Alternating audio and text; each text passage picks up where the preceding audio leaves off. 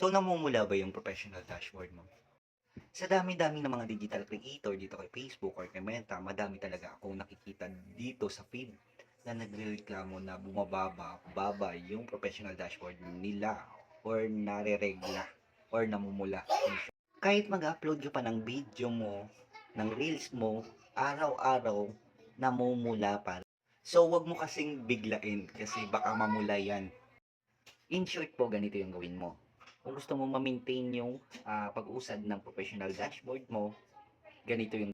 Kung gusto mo kasi hindi mamumula yung professional dashboard mo, dapat kasi i-maintain mo kung ilan lang yung i-upload mo araw-araw. So, halimbawa po, mag-upload ako ng longer video na isa, reels na dalawa, at magla-live ako mamaya ng 1 hour.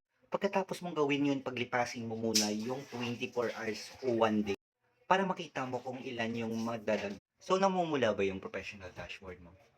Sa dami-dami ng mga digital creator dito kay Facebook or kay Meta, madami talaga akong nakikita dito sa feed na nagrereklamo na bumababa yung professional dashboard nila or nareregla or namumula. Kahit mag-upload ka pa ng video mo, ng reels mo, araw-araw, namumula pa. So, wag mo kasing biglain kasi baka mamula yan. In short po, ganito yung gawin mo. Kung gusto mo ma-maintain yung pag-usad ng professional dashboard mo, ganito yung.